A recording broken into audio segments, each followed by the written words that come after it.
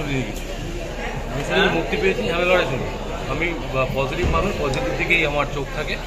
4টে ছবি মুক্তি পেয়েছে, 4টি আমি তো দেখবো, আমি দেখাই হয়নি আমার, কারণ আমি পুজোর সময় বাবা মার সঙ্গে ছিলাম। ওই কটা দিন ছবি, সিরিয়াল, টিভি সব কিছুর থেকে বাইরে বাবা মাকে সময় দিয়েছে, নিজের পরিবারের সঙ্গে সময় নিয়ে সময় দিয়েছে আর কি, সময় নিয়ে ভালো করে কাটিয়েছে। তাই জন্য দেখা এই লড়াইটা আমি বুঝতে পারি।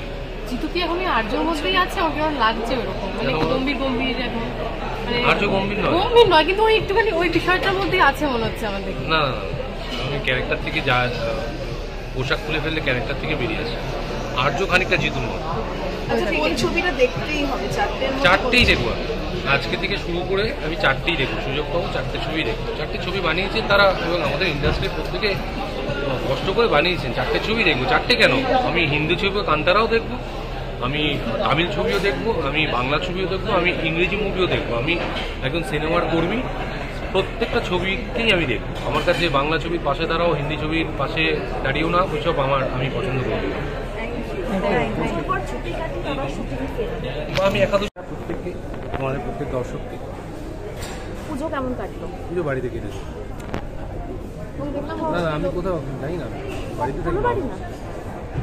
ঠাকুর দেখার না, আমার সঙ্গে মানে জমি খাওয়া দাওয়া করেছে। হ্যাঁ, খাওয়া দাওয়া করে ঘুরেছি।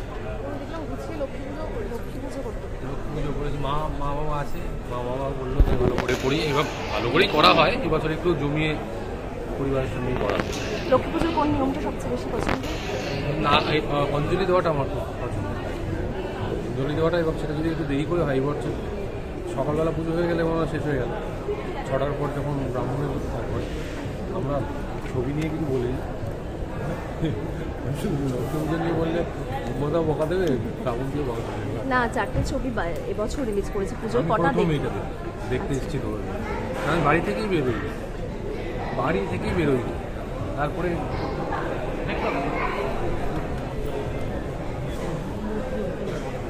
আমি ছবিটা দেখেছি।